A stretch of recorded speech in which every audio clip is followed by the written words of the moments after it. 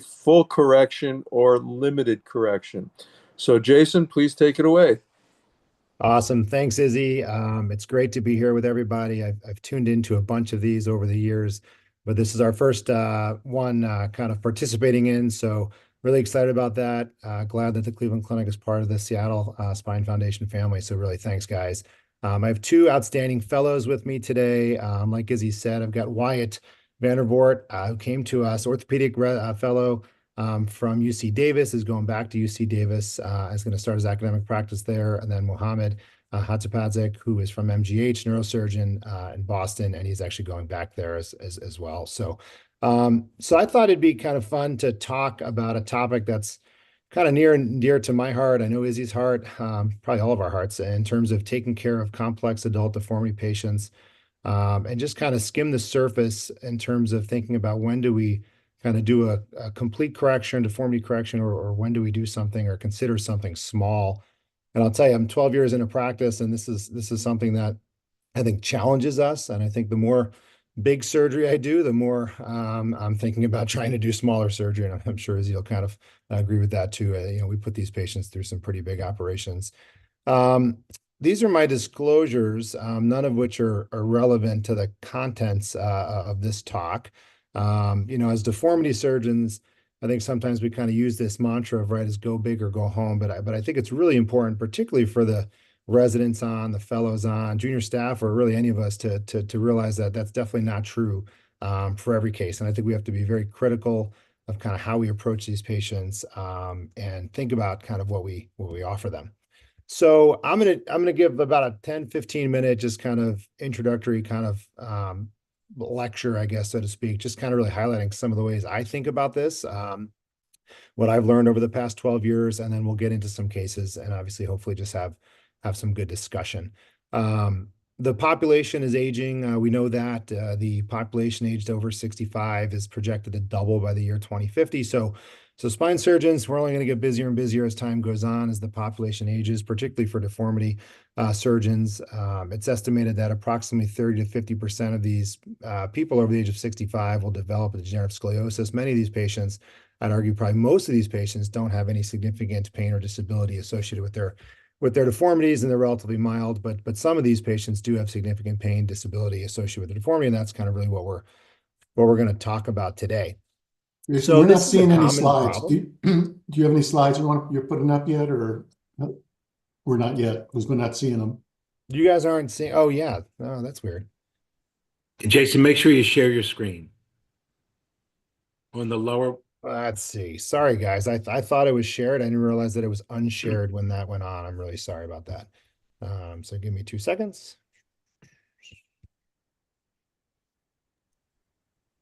Let's see.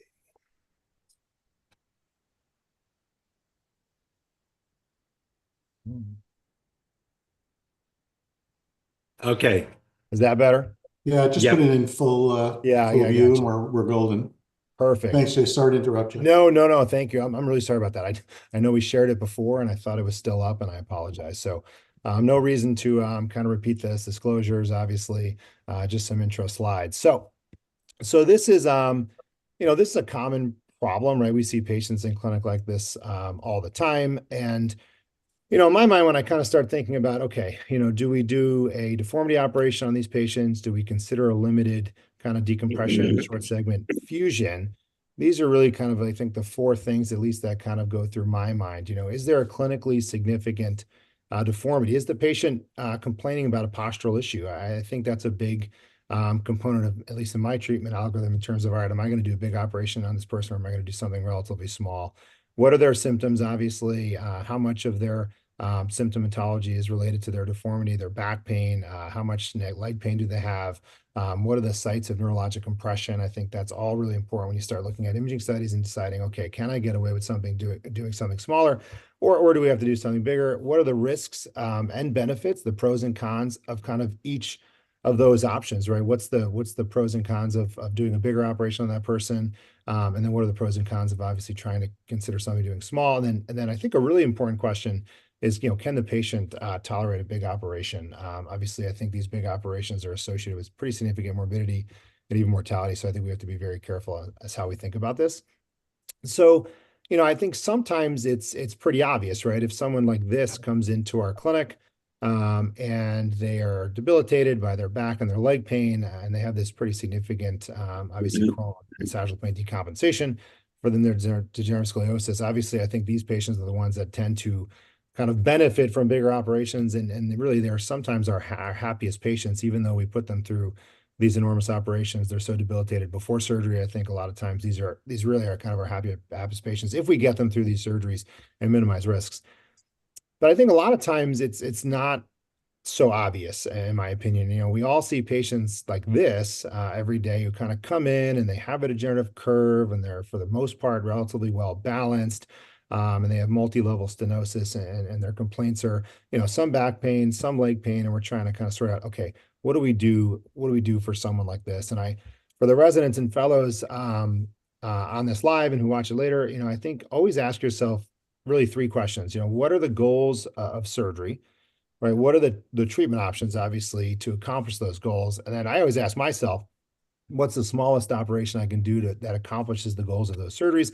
And unfortunately, sometimes, particularly with, obviously clinically significant deformities, there's nothing really that small that obviously would accomplish those goals. But I really kind of always ask myself these three questions, and I think it keeps me pretty honest. You're probably wondering why I have this up there. So I think most of us would agree that the coronavirus is the biggest kind of epidemic, pandemic of our lifetimes, changed our world probably forever, at least for the last 4 or 5 years it has, right? But I think, there's kind of another epidemic in spine surgery, and I kind of been talking about this for a few years now, and I've just kind of trying to wrap my mind around kind of why we see this, why this is happening. And there's been a huge increase in spinal deformity surgery that's occurring throughout the United States. There's massive increase in long fusion constructs of greater than 9 levels, from 2004 to 2014. And the biggest percentage, 460% rise in long fusion constructs, occur in elderly patients and people over the age of 65. And so now that's partly because the population is aging. I think partly because we're understanding kind of deformity better in terms of kind of like who benefits from these surgeries. But I also think one of the problems is that we've kind of turned this into a little bit of a numbers game, right? We've learned a lot over the last 20 years in terms of obviously alignment objectives in adult spinal deformity. And I'm not sure if Izzy would agree, and I'd love to hear his thoughts a little bit later, but what we've seen is that we've seen a lot of patients getting a lot of big surgery, who may not necessarily need it, but it's because of kind of like looking at these numbers and kind of making sure that these kind of numbers are quote unquote acceptable from an alignment standpoint. And we'll get into that a little bit in a second. I put this slide up because I think this is really important from a numbers standpoint. We're not going to go over all the alignment objectives and deformity. That's not the purpose of obviously this session. But I think this distribution index is important, just kind of noticing that most of our lumbar spine right needs to be down low from L4, L5, and L5S1, about 60% of it. And the reason why it's so important is because when we're doing just degenerative operations, we have to make sure we're doing a good job of restoring segmental alignment, even if we're doing a one-level operation. I think a lot of the iatrogenic deformities that we all see, they kind of start off with a relatively small problem, and then they kind of grow and grow and grow into bigger problems. And so from a trainee standpoint, I think it's really important to kind of just, focus on every operation you're doing and kind of make sure, even if it's a small operation, particularly if you're doing a fusion, putting screws in someone, making sure you're restoring that segmental alignment in an appropriate way. Izzy, this is a shout out to Doug Orr, your former partner, my current partner, one of our close friends. He always says this every operation. Maybe you learned this from you. Every operation is a deformity operation. You're either treating it, right, preventing it, or causing it. And unfortunately, I think we're all kind of guilty of that. So important things to consider in my mind, what's the patient complaining about, right? We all know but that's really important. Are they complaining of their posture? Are they complaining of debilitating back pain, fatigue? They can't stand up straight, or are they complaining of, my right leg hurts? I think that's very different in terms of kind of, what we're going to offer these people. What do the imaging studies show? What's the etiology of the curve? Is this an AIS curve? Most AIS curves stay relatively balanced throughout life. It's rare, at least in my practice, that I'm doing a deformity correction operation for an AIS curve in people in their 50s, 60s, 70s. They tend to develop, degenerative problems below, and we kind of take care of them in a relatively small way. Or is it a degenerative curve or a de novo curve that's decompensated over time? And those are the patients that really struggle as a result of their deformity. Obviously, what's their global alignment? What's their overall balance? What's the site of neurologic compression? The comorbidities are important, and we'll get to that a little bit later in terms of how we at least look at that from a decision making tree standpoint. And then what's your skill set? And the reason why I say that is because, some people are really good at doing minimally invasive surgery. Some people are good at doing lateral. Some people are good at doing open deformity surgery. Some people may not be, should be doing deformity surgery because their hospital system can't tolerate that. And I think it's really important to kind of be honest with yourself when you're taking care of this patient population. So again, what are the goals of surgery? If it's a deformity problem, are you correcting a coronal or sagittal plane imbalance? How much mechanical back pain are they having as a result of their deformity? A lot of this is fatigue. These people just can't hold themselves up because their deformity kind of wins, so to speak. And if they have a lot of rib pelvis abutment, that's a deformity, kind of part of that clinical symptomatology. And so I think if they have that, it's hard to do something small. It's hard to take someone's ribs off their pelvis and doing something small. But if it's a degenerative problem, and they have stenosis with a curve that's relatively well balanced, I'm almost trying to always convince myself to try to find something small I can do for that kind of that small problem. I think we have to be, again, honest with ourselves and critical. I think when we make errors, it's either one of these three types. It's failure of planning, right? So you're doing big surgery for a small problem, understanding age-appropriate alignment objectives. You got to get the alignment right. Failure to address modifiable factors. I think that's incredibly important if you're going to take care of these complex kind of patients, particularly putting them through deformity operations. And then I think there's a failure of execution. And unfortunately, I think we're all sometimes guilty of this. Do we overcorrect them? Do we undercorrect them? How we handle soft tissues, implant choice, all that stuff. And then sometimes you get it right and it still has issues post-operatively, and that's just bad luck. So, all right. So with all that said, we'll get into some cases. My first two cases I'll go through quickly just to kind of highlight maybe a couple points. And then I'm going to have Mo and Wyatt go through a case, and maybe we'll get some of the moderators to chime in if they're willing. So, this is a 67-year-old guy, healthy guy. He's got moderate kind of back pain. He's got pretty severe leg pain. He doesn't really complain of a postural problem. You can kind of see how his kind of lumbar spine is basically kind of just kind of flat throughout from his degenerative disc kind of disease and collapse. He had improvement with a left L5 selective nerve root block. And this is his MRI. That kind of shows pretty severe left L5 foraminal stenosis, maybe some moderate lateral recess stenosis at L4-5. He's got a little bit of L4 foraminal stenosis, but most of it, I think, is in that L5 foramen. So, I'll ask maybe Wyatt, if you don't mind, real quick. So how do you think through this? So this patient sees us in clinic. He's got back and left leg pain. What's important to you? Well, what are you thinking about? Yeah, that's a good question. For someone like this, if you're just trying to treat the numbers, I think you could wind up maybe over treating him. I think, again, like you had mentioned, someone who's really presenting with leg pain that's, it looks like a radiculopathy at L5 from that foraminal stenosis. You got better with the selective nerve root block at that level. That's probably my goal of surgery would be decompressing that nerve root and relieving his leg pain. So that's kind of where I'm starting thinking about this case. Yeah, I agree. And it's I know you guys, Izzy, and Jack, and you guys talk a lot about cases with your residents and fellows, and it's easy to throw up a case and kind of steer you in a direction, right? And you don't really know what you're going to offer a patient until you sit in front of that patient for 45 minutes and talk to them, right? And kind of get a good sense of what they're complaining about and kind of what their issues are, what their goals. And so, but I agree with you, Wyatt. I mean, when I look at this case, and this is a case that came to me kind of for a second opinion from another institution, and he was offered a relatively big surgery, and I talked to him about doing something relatively small, just taking care of his L5 foraminal stenosis. Now, how you do that, we can kind of argue all day long. Do you do a push-your approach? Do you do a T-lift? Do you do an A-lift? There's probably a lot of options in terms of how to take care of that. But I would agree, when I see this, I kind of say, I'm not sure if I would do a deformity operation. With that said, though, what you're trying to predict is what's going to be the reoperation, right? If you just take care of that single level, right? And the honest truth is, I don't think any of us really know. It's probably, at least 25%, right? If you kind of look at data. But with his pre-existing, obviously spondylosis and maybe that flat back, you're just kind of hedging your bet in terms of kind of, all right, I'm going to take care of your problem today and let you live another day, so to speak. But I think all of us on this call, particularly faculty, would tell you that we've gotten burnt by that kind of mentality too. You know what I mean? And I know you have, I have, because we spent a lot of time together. But anyway, Izzy, I don't know, before I kind of show you what was done here, any kind of thoughts? Do you, if you look at this guy's pelvic parameters, and this is kind of why I wanted to show this, it's, he's got a lumbar lordosis PI mismatch of say like 25, 30 degrees. He doesn't have a huge pelvic tilt, but he's retroverting his pelvis a little bit. Maybe he's got a little, flattening of his thoracic spine. But any thoughts in terms of, do we do something small in this, or is this somebody you'd kind of do something big on to prevent them from having an issue in the future? So I always default back to function. Mhm. What is limiting this individual's function? You're telling me it's his leg pain.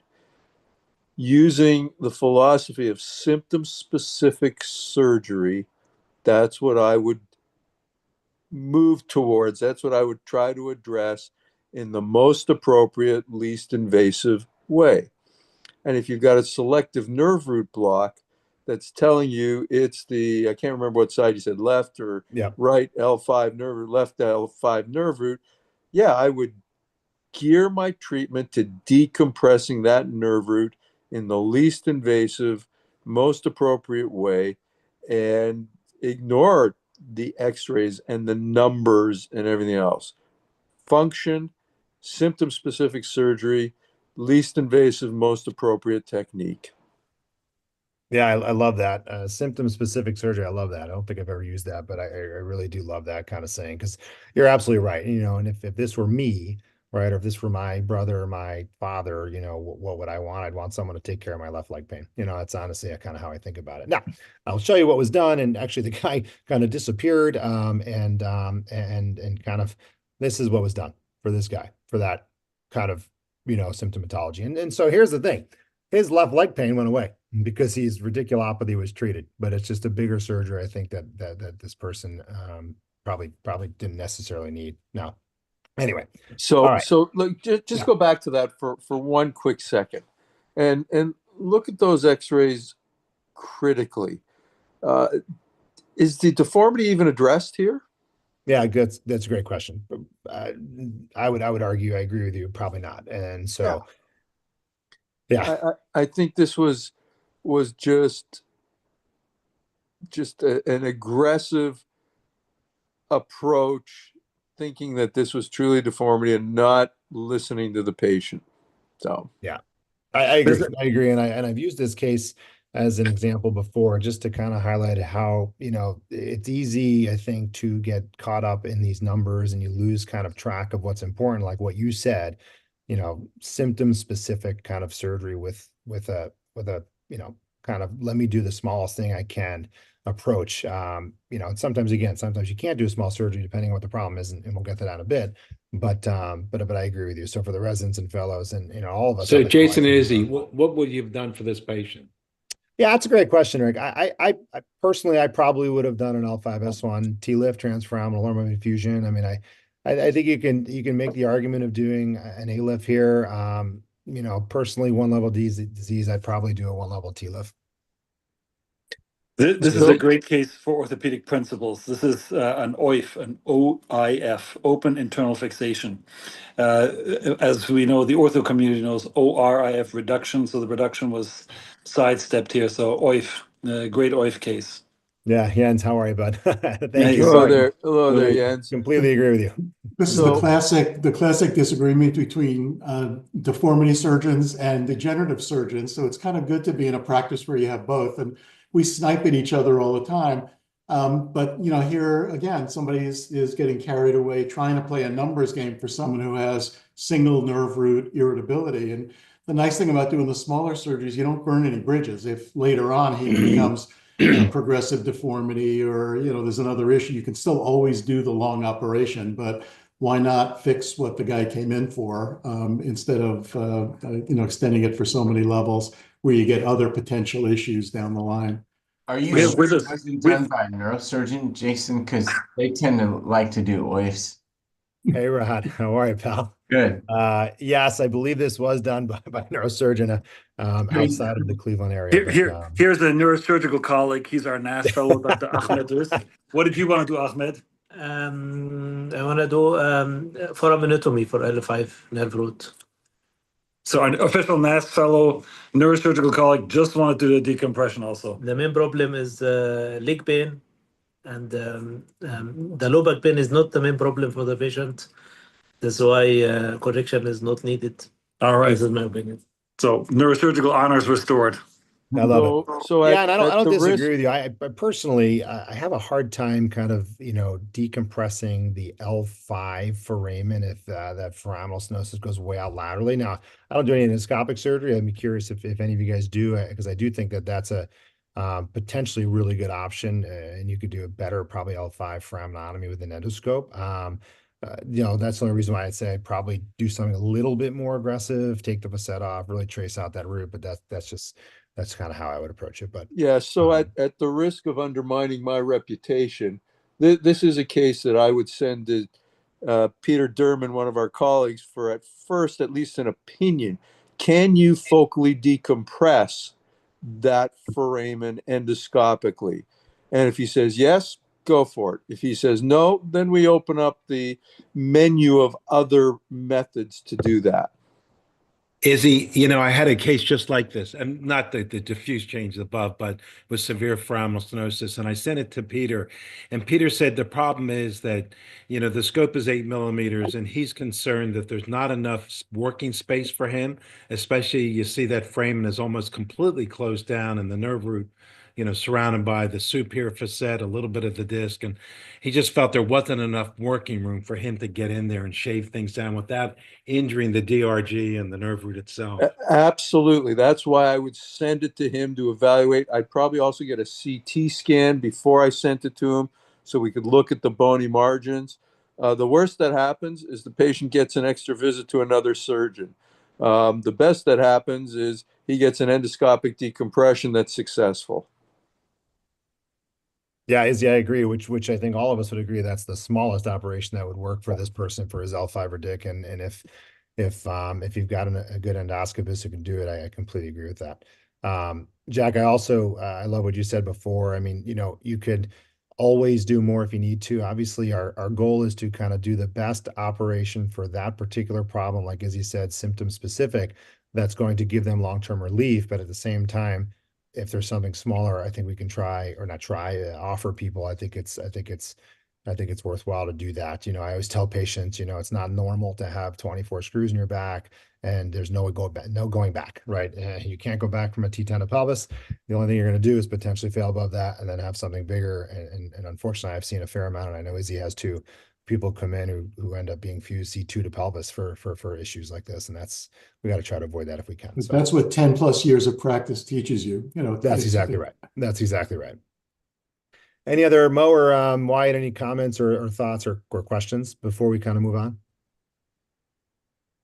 Yeah, I think your point about just, no one really knows what that index surgery is going to do and biomechanically down the road, keeping in mind the balance and not altering it too much if you do a smaller surgery is maybe a principle to consider as well. So not overcorrecting at a single level in a smaller surgery, as that could lead to things down the line.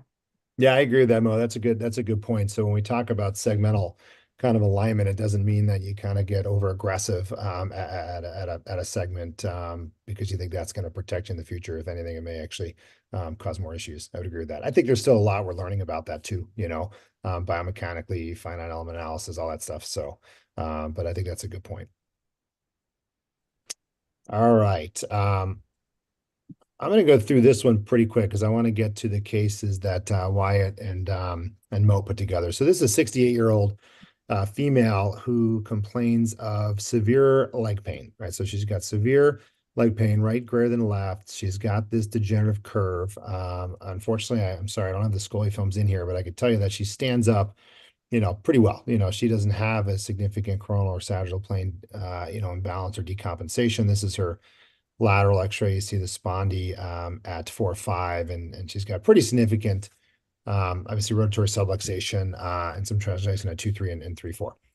So this is her MRI, which basically shows, and sorry, that's actually not the cut, the yellow line. This is the axial cut through L4-5. So she's got pretty severe central stenosis and lateral recess stenosis at L4-L5. She's got that spondy And so, Mo, what do you think? So this is a lady who comes in your clinic, again, symptom-driven kind of surgery. She's complaining of she's got back pain, but here's the thing, almost everyone we see, kind of has some back pain.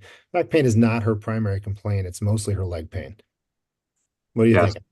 pretty specific chief complaint. So I guess the question is, can you attribute the pain to the 4-5 listhesis? So I'd probably send her for an injection at that level, and if it comes back with good results, then if her balance is okay on the Scully films, you could consider just addressing that level. Okay, very good. Izzy, if you don't mind, I'll because I want to hear your thoughts because you know how much I respect your opinion. How much, does back pain contribute in terms of what you offer someone like this? Because I sometimes struggle with that. Her leg pain is her primary complaint, but if she's got, let's say moderate back pain that's kind of been refractory to non-operative care, does that change your opinion in terms of doing something small, or is that something that's going to potentially, cause you to offer something a little bit bigger? I think you have to qualify or stratify the back pain. Mhm. Is the back pain on the basis of the mechanical, arthritic, facet joints all the way up and down the spine, grinding on themselves like an arthritic hip or an arthritic knee?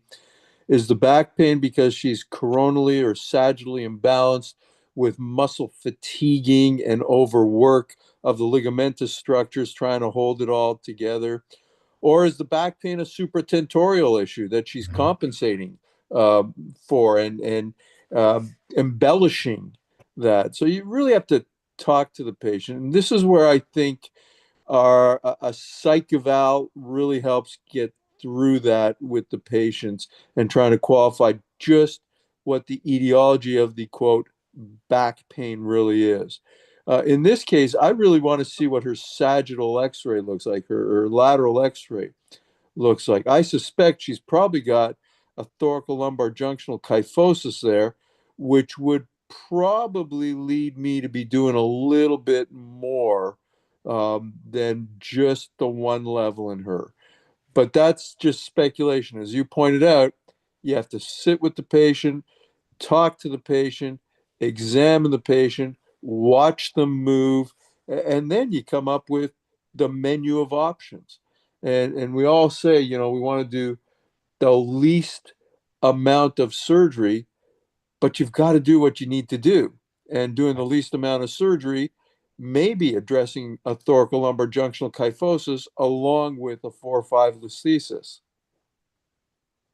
Yeah, I agree. I think those are all really good points. And I think sometimes it's hard to kind of really pinpoint kind of where you think their kind of back pain's coming from. You're right. If it's classic kind of mechanical in nature and they've got, pretty significant, rotatory subluxation and kind of obviously any coronal or sagittal plane, imbalance, I think that's one thing. I do agree that kind of if you're going to do or take care of these patients. I think try to find a good, pain psychologist. We're lucky, and I know you guys are too. We have a, pain psychology department at the clinic who really, sees all of our patients preoperatively and goes through their pain catastrophizing scales. And obviously kind of we actually put them through an online kind of pain class basically on how to kind of, learn coping mechanisms. And I do think that really helps.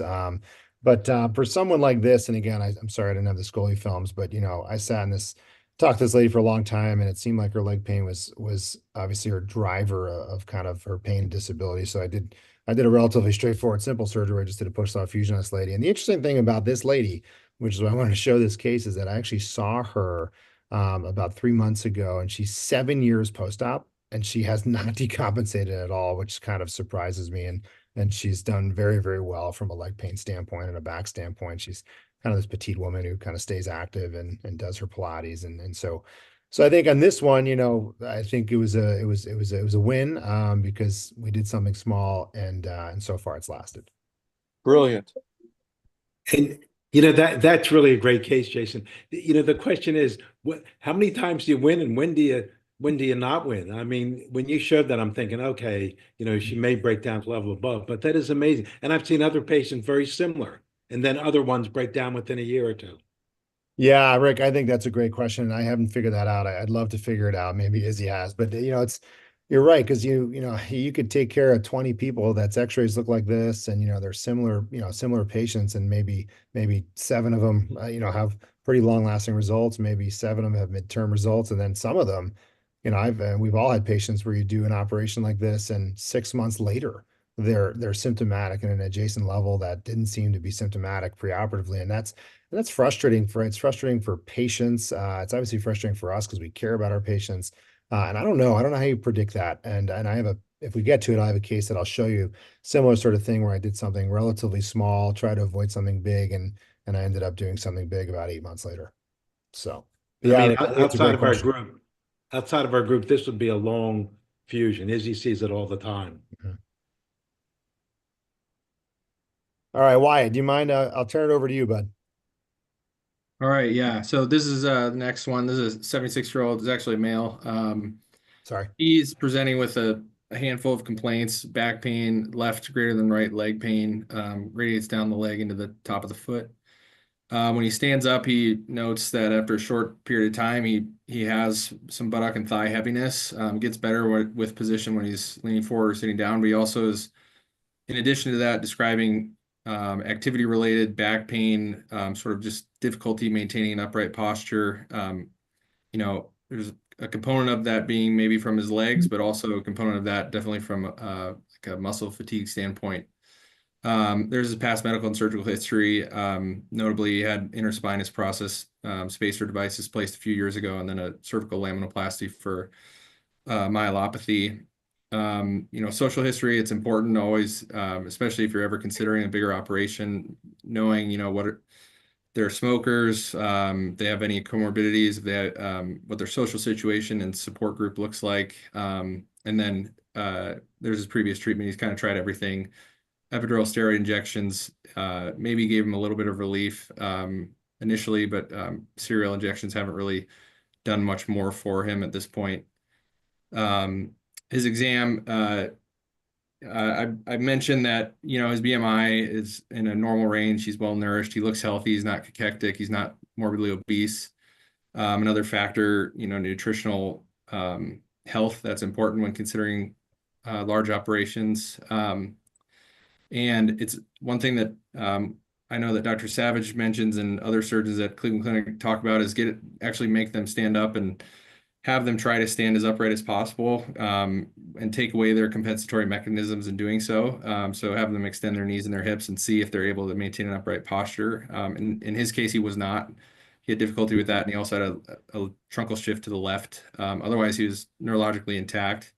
He did have trace Hoffman related to the myelopathy previously. So here are his Scully films. I know we have already mentioned multiple times that it's not just a numbers game, but that is something, it is a factor that's worth considering, and it should help in some ways guide treatment. You can see here on his Scully films, he has got a positive SVA about 15 centimeters, and he's coronally shifted to the left by about 6 centimeters. If you go to his next slide, you can see his spinal pelvic parameters there. It's mismatched about 30 degrees. He's retroverting his pelvis somewhat. So these are all, just more information to help guide treatment. They shouldn't be the only thing guiding your treatment.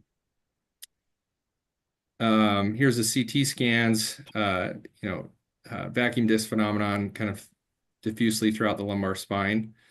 A little bit of a asymmetric disc space collapses there at L3 and L4 primarily. Not much of a fractional curve there at the bottom at 5-1, which is always another thing that you need to keep an eye on in this case. And then going to his MRI, multi-level central stenosis, primarily left-sided foraminal stenosis, kind of pretty much L3 down to L5. And then on the right side, he has L5 foraminal stenosis as well. And then if you look at the axials on the next slide, you can see the central and lateral recess stenosis.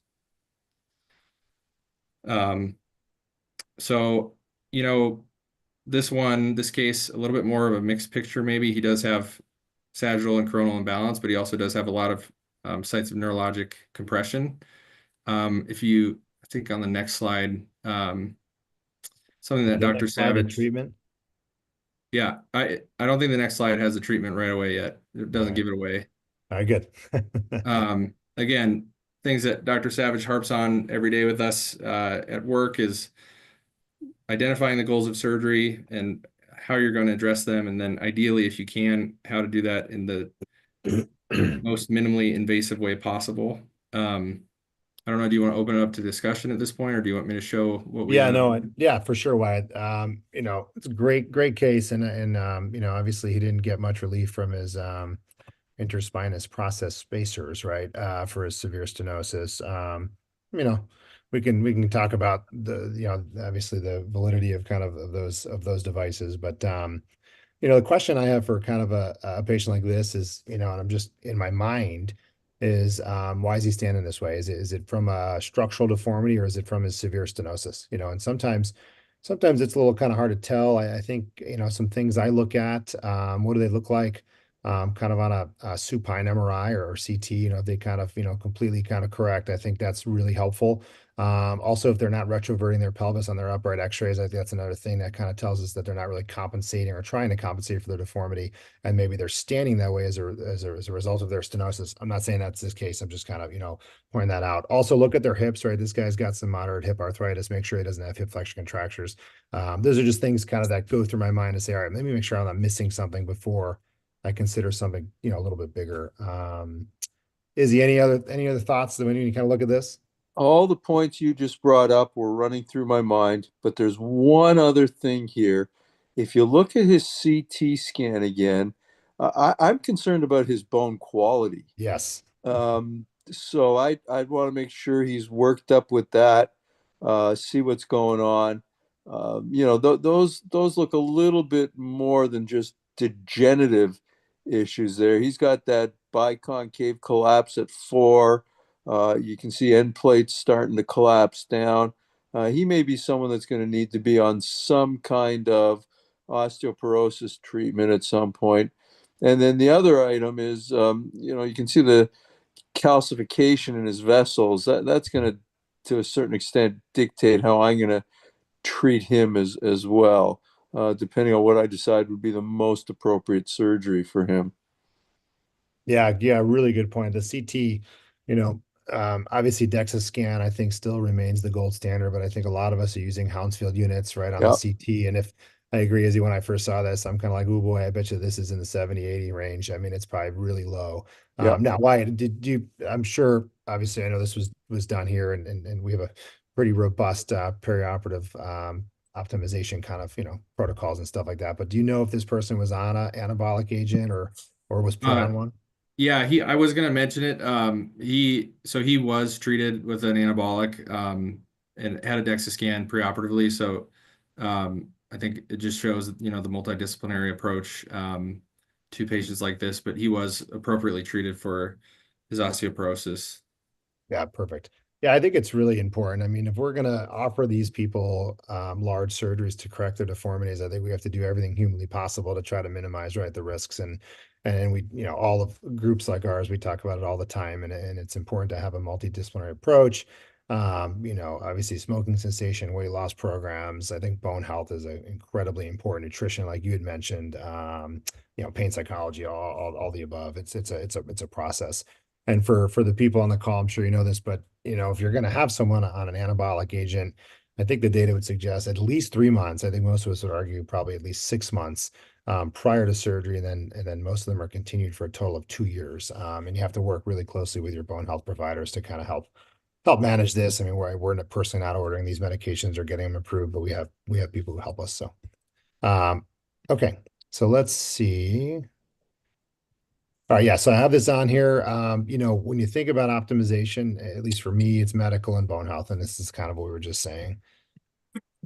All right, walk us through kind of what you guys did, maybe why, and then we could just chat about it. Yeah. So, I think the more, I'd met this guy over the course of multiple clinic visits, over the months, but in summarizing discussion with the attending that performed this operation, the back pain secondary to difficulty maintaining upright posture in the deformity setting, the truncal shift was a large component of his complaint. He definitely had leg pain and symptoms and complaints secondary to neurologic compression, but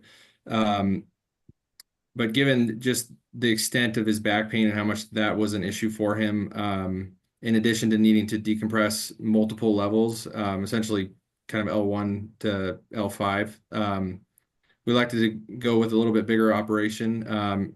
We ultimately, so we did laminectomies all the way through his lumbar spine, posterior column osteotomies bilaterally at L2 to S1 to make sure those foramen were cleared up and also give us mobility to improve his lordosis. And then we went up to T10 for this.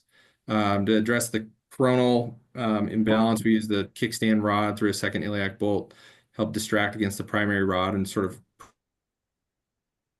over to midline, which I think, that's a really powerful technique, and in this scenario worked quite well.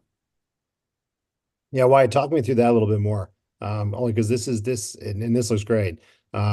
It's done a little bit differently than I kind of tend to do my kickstand. So how did you guys do that, and what you end up doing with the rod? Because it's a 4-rod construct, right? Yeah, so it's funny you mentioned that. So we were, doing a kickstand rod through a second bolt, using side-to-side connectors, distracting through those connectors. And actually, we kind of had essentially maxed out the amount of correction we were going to get from that. And that second bolt was actually, and this probably goes back to his bone quality, was starting to loosen. And then I think it was T12, one of those pedicle screws that we were distracting against as well, started to loosen. And so we felt like if we kept pushing that, it was eventually just going to blow out. And so we put an additional connecting rod spanning that area, and used that for a little bit of additional correction, but kind of just at that point had to accept what we were going to get. And that third rod on that left side was just to sort of back things up after we had really torqued on him. And what type of rod material did you guys use? So this is a cobalt chrome. Okay. Yeah, it's interesting. I mean, obviously, Izzy, I'd love to hear your thoughts, or anyone else on, but I just be a little careful with kind of the rigidity of kind of that construct and someone who is relatively osteoporotic, and so I don't know if there's a right answer in terms of rod type of rod for these types of cases. I tend to use titanium. I do agree with using 3 or 4 rods depending on kind of how much correction you're getting and what you're doing to get your correction. I'm a little careful of stopping a third rod near the top, because I think that kind of really stresses that junction right here. And so those are just little things that I kind of think of, and I've kind of learned the hard way over time. But from an alignment standpoint, and obviously I think from a correction standpoint, this looks very good. So Jason? there's a lot of thoughts about this case. I can't see very well on the X-ray, but how corrected is the pelvis back to neutral in terms of the pelvic tilt? That would be the first thing, and I can't really tell from that. I must admit, I'm not a fan of multiple rods. I don't believe that the answer is more metal. I think all you're doing there is kicking the can down the road, because even all that metal is going to eventually fail, or the bone's going to fail. So under these circumstances, my approach would be cement and screws, as opposed to just screws and more rods. So I'd rather do it that way. I am a little bit concerned of the at the junction there at T10. I do think he will fall off the top eventually, depending on how functional he becomes. You made an interesting comment earlier on as to why he was standing the way he was, why his deformity was like that. And there was mention that he had the previous laminoplasty. I do believe that there is a neurological component to this, a myelopathic component to these global deformities. So you have to take that into account here. And I suspect I would have gone up higher on this guy. You wouldn't have used multiple rods, but I would have put cement in strategic vertebral bodies to gain the correction, to maintain the hold on the bone as much as possible, and make sure he's on all the appropriate osteoporotic medications. How about interbody anterior support? Would you have done any anterior column support in this That case? that's why I mentioned his vessels, Mhm. and I'd have to have a better look at the CT scan. In an effort to get the pelvis back into neutral, I probably would have done an ALIF at least at L5S1. I don't know on the basis of that CT scan that doing an interbody would give me that much correction. What I would probably rely on there is that cement with some kind of fixed head screw and use the rod to gain the correction and levering the correction on the caudal and cephalad posterior end plates of the respective vertebral bodies. So hinging him open, but as long as you've got the sagittal vertical axis behind the, for instance, L4, 5 inner space, you're fine. You really don't even need an interbody in that. And this becomes the biomechanics of your construct. So that's probably how I would have addressed it. Maybe an L5S1 inner body, but probably not anything lateral or anterior all the way up because of the vessels and because of the morphology of his disc spaces. Yeah, Izzy, I think those are all great points. I think, I agree that more metal doesn't necessarily mean better. I think there are ways to maximize or optimize, I guess is a better word, your fixation and kind of, compromise bone. Obviously, cement is one of them. I completely agree. There's different ways to do that. Fenestrated screws or just kind of a little bit of an old school technique. I think, I tend to not tap if I'm putting screws into osteoporotic bone. There is some pretty good data to support that biomechanically. It probably decreases the pull-out strength by about 25% if you kind of even undersize tap it. Really maximize the width and length of your screws and osteoporotic bone. Like those are the types of people where I'm putting pretty big screws in up front as opposed to kind of leaving room, so to speak, for revision surgery. And yeah, it's a great question about the pelvic tilt because I think a lot of times people forget to kind of really pay attention to that. They look at their lumbar lordosis, and if you don't kind of correct that pelvic retroversion, I think there's a lot of biomechanical stresses, particularly up top, right on the top of the construct. And so I completely agree. I think you have to really, really pay attention to that. I tend to do that with cantilever forces using the rod down low, just like you were kind of, I think, obviously alluding to. So. Um, but yeah, I mean, great case. It is an interesting case because when I first saw it, Wyatt, I kind of thought to myself, I wonder if I could just do a decompression and see how this guy stands, afterwards. Mhm. But I think with the amount of kind of obviously, vacuum disc and kind of, as osteoporotic class / compression kind of fracture changes, I'm not sure if that would have actually been a great option. I probably would not have offered that to him. So. All right, very good. Mo, I think we have time. We'll do one more quick case. All right, great.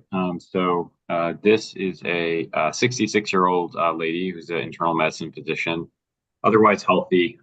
She came with predominantly mechanical back pain, increasing for 2 years, affecting her activity and function.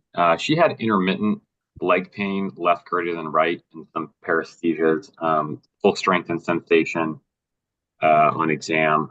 She had gone through multiple rounds of PT with minimal effect, but did undergo bilateral TESI at L3-4 with almost complete resolution of the back pain and leg pain, but only transient relief. And I think her x-rays are up on the next slide. So you see her scoli film show this 41-degree levoscoliosis that's pretty decently balanced in the coronal plane, the sagittal plane. She has a mismatch of roughly 20 degrees and a normal pelvic tilt, and again, decently balanced with an SVA of 1.7. If you take a closer look at the CT scan, you can see that the coronal deformity here is causing maybe a slight lateral listhesis, but actually not too much. And the MRI at that level at L3-4 shows a little bit of left greater than right foraminal stenosis. And so, okay. So he actually Sorry, I Sorry, kind Mo. of Go away. for That's it. okay because the story kind of evolves. But Exactly. Kendall went an L3-4 ALIF with posterior perc screws, given how well she did with the injection. And you can see the result of that operation here. There was both a little bit of an improvement. The balance stayed about the same. There's a little bit of improvement in terms of her lumbar lordosis and mismatch, and she stayed pretty well balanced in the coronal and sagittal planes. 3 months post-op, she was noted to have significantly improved with her back and leg pain. She increased her level of activity up through about a year of follow-up, where she was really happy with her clinical status. And then her 2-year appointment, she noticed increased activity-dependent back pain, left posterior leg pain, and right anterior thigh pain. She underwent an L2-3 epidural steroid injection with, again, excellent but transient relief. I think the next slide shows her films at that point, 2-year follow-up when symptoms start to recur. So you see that on the coronal films, there is sort of a return or worsening of the coronal deformity up to 52 degrees. And you can see that the lordosis that she gained through the ALIF perc is basically now gone, and she has this basically the same mismatch as she started with, but again is balanced with the normal pelvic tilt. And on CT, you can see that now she has a clear lateral listhesis of both L2-3 and L4-5. Interesting, there's the L5 TPs on the pelvis, a little kind of Bertolotti kickstand here. And so I guess before we go on to the next slide, so from here, any thoughts on sort of what to do next? Yeah, I guess I'll start and then maybe have Izzy chime in.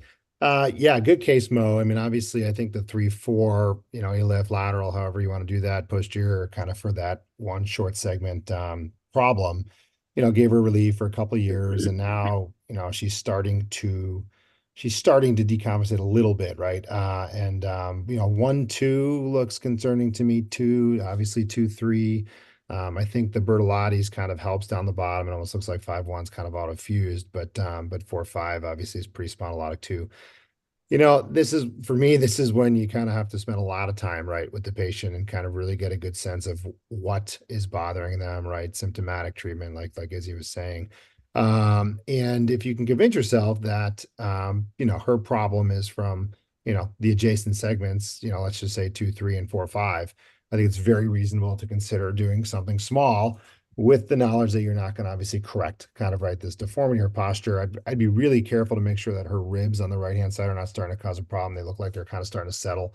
But I think that's reasonable to do something small to take care of that problem. If not, and then you're looking at a little bit more of a bigger operation, which I don't think you need to go on the upper thoracic spine for this. But if you were going to do deformity correction, you're probably, at least for me, I'd probably go in T9 kind of to the pelvis. And so, but that's how I would think about this. Izzy, you got thoughts? Can I just stick my nose in just for a second? Yeah, It of also course, Jack. depends, Sorry. is she a young 66 or an old 66? If she's a sedentary a person with a lot of medical issues, then maybe small stuff and, just kick the can forever. But on the other hand, if she's, playing tennis and can't do it and, is really nice and active, then even I would say you probably need to go longer than shorter because, she's only gonna continue to progress above your next level of intervention if you don't do that. But anyway, that's is not my subspecialty, so I'll bow to Izzy. No, I think that's a great point, Jack. Well, And I Jack, bow to Jack. obviously, Jack, you've been listening at morning conferences, so that's good because Jason, you brought it out perfectly. You said you've got to sit and talk to the patient and find out what their expectations are. You can put a whole bunch of thought into this and create the best looking X-ray, but that may not be what the patient wants. So yeah, as Jack brings up, is this an active person? Is it a sedentary person? What their expectations are, and then tailor the surgical approach to that. I'm going to assume that she is pretty active, is pretty vibrant, and I must admit I would probably proceed with more of a global reconstruction to get her balanced and get her decompressed and functional again? Yeah, she is very active, retired physician, but travels, does, all sorts of sports and stuff. And so, All right, so Mo, that's what'd you guys do? with her. Yeah. And then if you go to the next slide, I wasn't involved in this case, but she underwent an L2 to 5 posterior fusion with 2, 3, and 4, 5 T lifts, and you see the result of that there. There is some correction in the coronal alignment from the bilateral osteotomies, and then there is also some little bit better lordosis and better match. The pelvic tilt stayed normal. You can see the result in zoomed in X-rays there. So we have pretty long follow-up on her, which is interesting. So immediately her leg pain and back pain completely resolved. That lasted through about 6 months to a year, where she was doing well, got back to her normal level of activity. Interestingly, at 2 years, she started having some left paraspinal and anterior thigh pain in the context of stable X-rays. And then at 3.5 years, 5.5 years from her index surgery, the ALIF, and I saw her in this context. She had a slight amount of pain, but overall very tolerable, intermittent with mild back discomfort, no leg pain, and was fully active with her X-rays stable. And interestingly, she was pretty happy that with her result and wanted to continue kind of following. So yeah, we extended her follow-up to I think 2 years. So, someone mentioned the Bertolotti's kickstand at L5S1 and the fact that you guys didn't go down to the pelvis. That's something that I overlooked as we were going through this. That's telling you that level is probably stable. So I think that's the right decision not to lock her into the pelvis with that. Good result. You can't argue with that.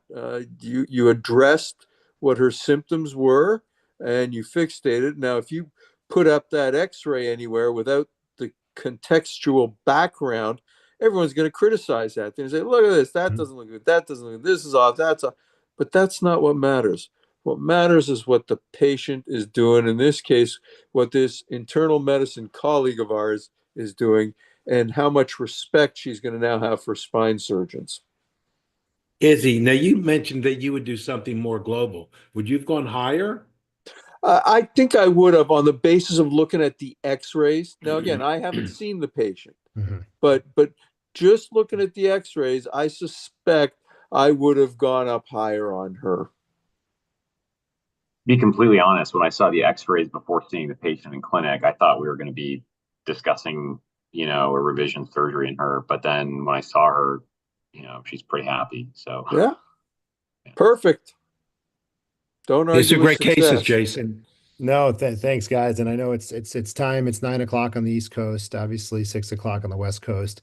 Thank you guys again for the opportunity to do this. I love these. You guys have done a phenomenal job with these, and we appreciate being part of it. And a huge thanks to Wyatt and Mo for kind of doing this with me. So thank you. Yeah. Awesome work, Hey. Cleveland Clinic. The three of you did Team. great. Proud. Good presentations, good discussion, and we thank you. So everybody hang in there. We'll get our CME codes from Corey, or she'll email them to everybody who's on. But thanks for joining us, and wonderful job. Hope you guys come back. Have Thanks, fun. Jason. Appreciate it, All guys. right, take care. Have a good Appreciate evening, it. folks. Thank Good you, night, Izzy, for everyone. moderating also. Take care.